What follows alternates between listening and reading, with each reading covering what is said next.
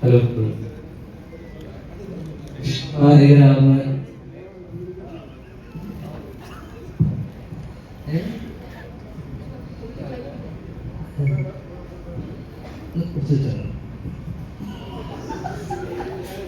നമസ്കാരം. വിഷ്ണു നായകനാകുന്ന ഈ സിനിമയിൽ ചെറിയൊരു വേഷം ചെയ്യാൻ സാധിച്ചത് ഒരുപാട് സന്തോഷം ആദ്യം തന്നെ അറിയിക്കുന്നു. സോറി, വിഷ്ണു ഉള്ളിലായിരിക്കുന്ന ഈ സിനിമയിൽ ചെറിയ ഭാഗമാകാൻ കഴിയുന്നില്ല, ആദ്യം തന്നെ ഉള്ള സന്തോഷം. കാരണം നായകനാണല്ലോ. പിന്നെ സംസാരിക്കേ നമ്മൾ പ്രിൻസിലൊക്കെ സംസാരിച്ചു. മെയിൻ ഞാനായിരുന്നല്ലോ, ഒറ്റ ദിവസം മെയിനാണ് സംസാരിക്കും. ഈ സിനിമയെ കുറിച്ച് പറയുമ്പോൾ നമ്മളൊക്കെ സ്കൂൾ കാലത്തൊക്കെ പഠിച്ചുകൊണ്ടിരുന്ന സമയത്തൊക്കെ നമുക്കൊക്കെ ഏറ്റവും പ്രിയപ്പെട്ട ഒരു ഒരു ഒരു മാഷുണ്ടാവും. ഈ മാഷ് ആദ്യമൊക്കെ നമുക്ക് മാഷിനെ എടുത്തു പോകുമ്പോൾ ഒരു ടെൻഷനായിരിക്കും. കാരണം മാഷ് ഭയങ്കര സ്ട്രിക്റ്റ് ആയിരിക്കും. അപ്പോ മാഷിനെ അടുക്കും തോറുമാണ് നമ്മൾ മനസ്സിലാക്കിയ അദ്ദേഹം ഏതാ അതേ മാഷിനെ കുറിച്ച്. അപ്പോ നമ്മള് അടുക്കും തോറും മാഷിന്റെ ഉള്ളിലുള്ള സ്നേഹം നമ്മൾ തിരിച്ചറിഞ്ഞു. അങ്ങനെ ഞങ്ങളുടെ ഏറ്റവും പ്രിയപ്പെട്ട മാഷ്. കാരണം ഒരു സ്കൂൾ കാലഘട്ടം അല്ലെങ്കിൽ ആ സ്കൂൾ കാലഘട്ടത്തിലുള്ള കുറെ എപ്പോഴും സ്കൂൾ സമയത്ത് നമ്മളെന്ന് വെച്ചാൽ പിള്ളേരൊക്കെ കളിച്ചു നടക്കും.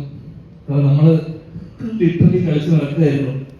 കളിയുടെ കാര്യമൊക്കെ പറയുമ്പോൾ നീക്കൊക്കെ ഒരുപാട് ഓർമ്മകൾ ഉണ്ടാവും അല്ലേ. അപ്പൊ മാഷ് നമ്മളെ വിളിച്ചോണ്ട് വരും, പഠിക്ക് എന്ന് പറഞ്ഞിട്ട് മാഷ് നമുക്ക് പഠിപ്പിച്ചു തരും. ആ സമയം പിന്നെയും നമ്മൾ തിരിച്ചു പോയി കളിക്കും. മാഷ് നമ്മൾ വിളിച്ചോണ്ട് വരും. സത്യം പറഞ്ഞാൽ അങ്ങനെയായിരുന്നു ആ ഒരു സ്കൂൾ അല്ലെങ്കിൽ ആ കാലഘട്ടം ഓർമ്മ വന്നു ഈ ഒരു സെറ്റിൽ. കാരണം അത്രയധികം രസകരമായിട്ടുള്ള ഒരുപാട് ഓർമ്മകൾ സമ്മാനിച്ച ഒരു സെറ്റാണ് ഭീഷ്മരുടെ. അവസാനമായി മനസ്സറിഞ്ഞ് ചിരിച്ചതും ഈ സെറ്റിലാണ്. ആദ്യം തന്നെ ഞങ്ങളുടെ എല്ലാവരുടെയും പ്രിയപ്പെട്ട മാഷിന് വിജയനങ്ങളിന് നന്ദി. ഈ സിനിമയുടെ ഭാഗമാണ് ഞങ്ങളെ ക്ഷണിച്ചതിന്. കാരണം സത്യം ഞങ്ങള് ഒരുമിച്ച് ഇത്രയും ആസ്വദിച്ചിട്ടൊരു സിനിമ ചെയ്തിട്ടില്ല എന്ന് ഞാൻ പറയാം. അത്രമാത്രം രസങ്ങളുണ്ട്. കാരണം രസങ്ങളൊന്നും പുറത്ത് പറയാൻ പറ്റാതെ പരസ്യമായി പറയാൻ പറ്റുന്ന കാര്യങ്ങളായതുകൊണ്ട് തന്നെ പുറത്ത് പറയണില്ല. ഞങ്ങളുടെ കൊള്ളരുതായ്മകളെയും ഞങ്ങളെ ഇതൊക്കെ ക്ഷമിക്കുകയും കുറച്ച് കഴിഞ്ഞ് ഞങ്ങളോടൊപ്പം തമാശ പറയുകയും നമ്മളെ ഒക്കെ അടുത്ത് നിർത്തി ഞങ്ങളെ സ്നേഹിക്കുകയും ചെയ്ത ഞങ്ങളുടെ വിജയനങ്ങൾ. ഈ സിനിമയെ കുറിച്ച് പറയുമ്പോൾ സിനിമ ഈ തമാശകളും ഈ രസങ്ങൾക്കൊക്കെ അപ്പുറത്തേക്ക് ഈ സിനിമ ഒരു പഴയ പ്രിയങ്ങളുടെയൊക്കെ സിനിമകൾ ഓർമ്മപ്പെടുത്തുന്ന പോലത്തെ ഒരു ഫൺ ഫാമിലി എന്റർടൈനർ ആണ് ഈ സിനിമ. കാരണം ഒരുപാട് ആക്ടേഴ്സ് ഉണ്ട് ഇവിടെ അവതരിക്കുന്നത്. അങ്ങനെ ഒരുപാട് നടന്മാരുള്ള ഒരു സിനിമ, ഒരു വലിയ സിനിമയാണ്. ആ രസങ്ങളൊക്കെ എനിക്ക് തോന്നുന്നു ഒരു പരിധി വരെ തിയേറ്ററിൽ ആൾക്കാർ ചിരിക്കാനും അല്ലെങ്കിൽ ഇഷ്ടപ്പെടുന്ന രീതിയിലുള്ള നല്ല ഹ്യൂമറുള്ള അല്ലെങ്കിൽ നല്ല രസമായിട്ടുള്ള കുറേ ഇൻസിഡൻസ് ഉള്ള ഒരു കോർത്തിണക്കിയിട്ടുള്ള ഒരു സിനിമയാണിത്. അതിൽ ഇന്നത്തെ ദിവസം രഞ്ജിന്റെ ദിവസമാണ്.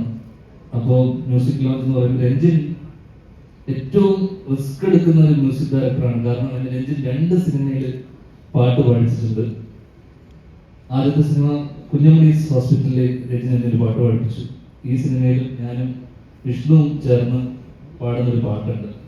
അപ്പോൾ വിഷ്ണു പാട്ട് പാടിക്കൊണ്ടിരിക്കുന്ന സമയത്ത് വിഷ്ണുവിന് ആദ്യം രാവിലെ വന്ന് പാട്ട് പാടിക്കൊണ്ടിരുന്ന സമയത്ത് ഞാൻ കാണുമ്പോൾ വിഷ്ണുവിന്റെ പാട്ട് കേട്ടിട്ട് ഞാൻ എന്തിനാണ് ഇങ്ങനെ പാടുന്നത്, എന്ത് ബോറായിട്ടാണ് ഇങ്ങനെ പാടുന്നത്.